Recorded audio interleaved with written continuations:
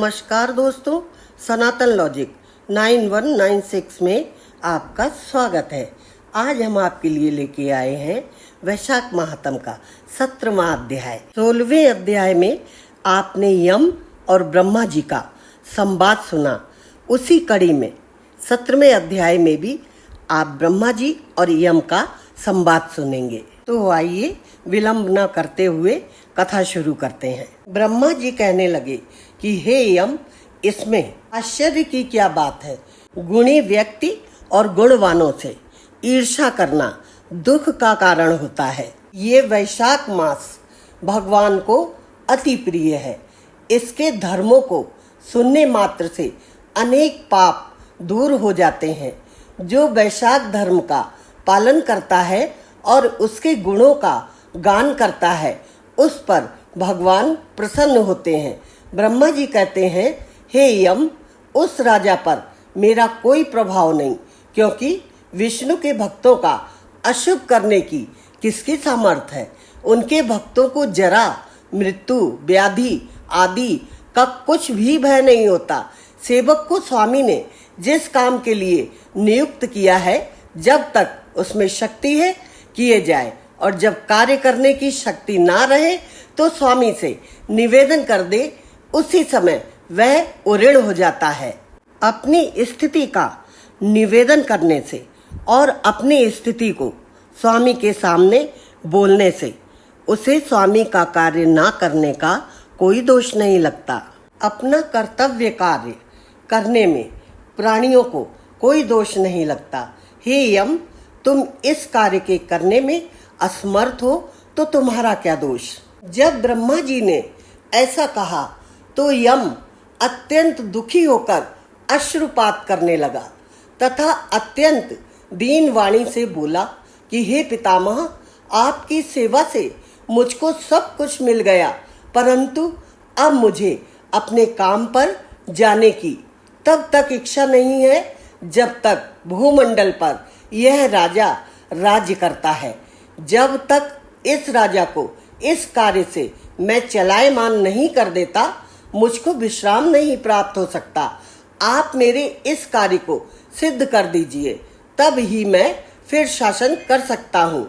यम की यह बात सुनकर ब्रह्मा जी सोच में पड़ गए। थोड़ी देर विचार करके ब्रह्मा जी यम को समझाते हुए बोले कि हे यम, इस वैष्णव धर्म में परायण राजा का निग्रह तू नहीं मानता तो चल, विष्णु भगवान के पास चलते हैं। जैसी वह आज्ञा करेंगे वैसा ही किया जाएगा।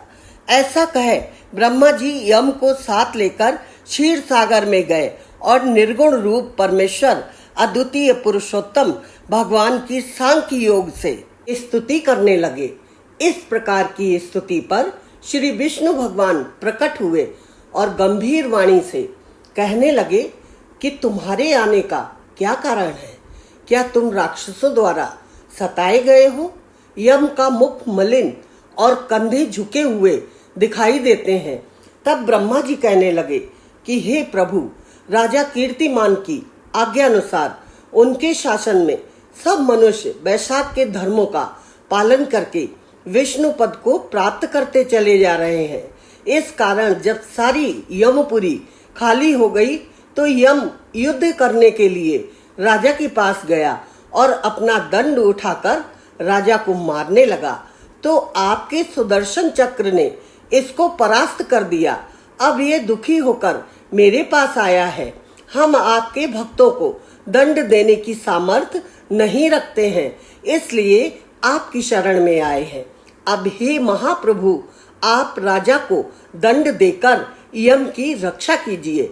ब्रह्मा जी की यह वार्ता सुनकर भगवान कुछ हंसकर कहने लगे कि हे ब्रह्मा जी तथा यम, मैं लक्ष्मी जी अपनी देह और प्राण भी त्याग सकता हूँ।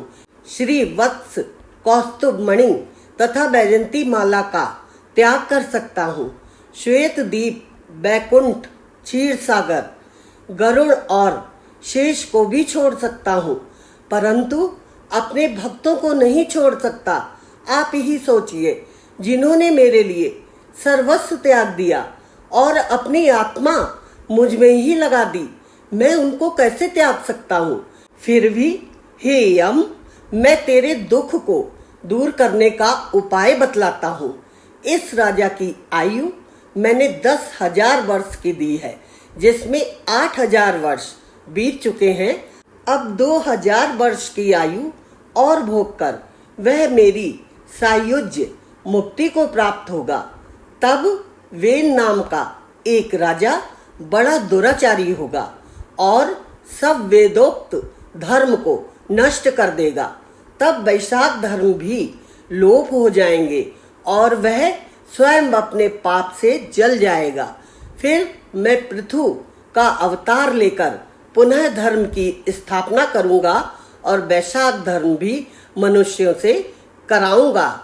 जो मेरा भक्त, जिसने मुझ में ही अपना ध्यान लगा दिया है और सर्वस्व त्याग दिया है, वह कोई हजारों में से एक ही होता है। उसको ही वैशाखोक्त धर्म कहना चाहिए। बहुत थोड़े मनुष्य पृथ्वी पर मेरे इस धर्म को जानने वाले हैं। अब हे यम, तू किसी प्रकार से दुखी मत हो, तेरे काम की सिद्धि हो जाएगी। वह राजा तेरा भाग भी तुझे देगा। अपने अपने भाग को ग्रहण करने वाला कभी दुखी नहीं होता। जो मनुष्य उद्देश्य से प्रतिदिन स्नान, अर्घ, जल कुंभ, दही, अन्नादि का दान नहीं करेंगे, उनका वैशाख धर्म निष्फल हो जाएगा। वह राजा अवश्य तुमको तुम्हारा भाग देगा, क्योंकि वह मेरा भक्त है।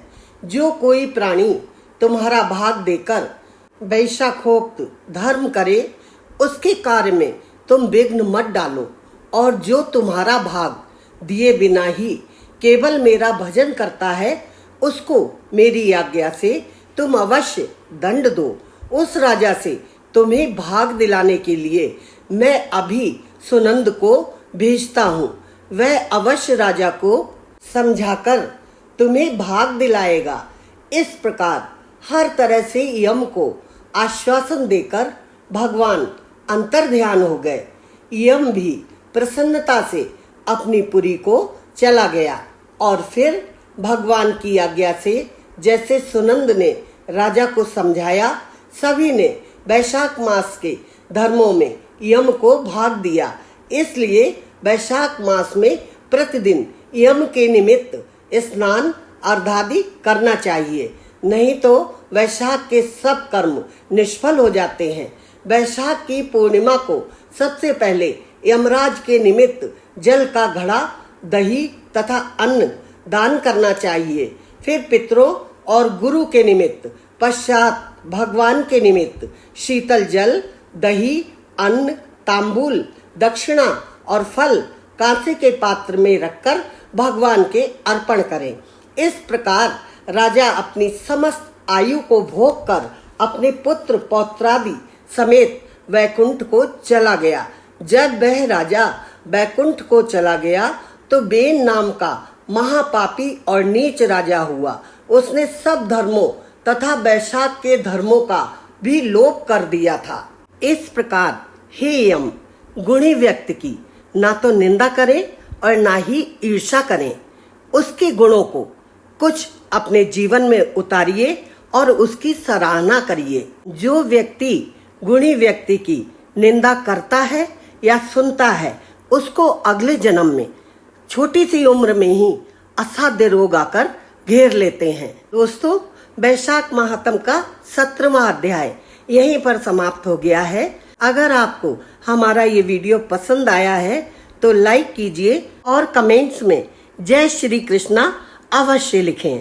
चैनल पर अगर आप पहली बार आए हैं तो सब्सक्राइब कर लीजिए और बेल आइकन को दबाना ना भूलें। इससे हमारे हर नए वीडियो के नोटिफिकेशन सबसे पहले आपके पास पहुंचेंगे। राधे राधे।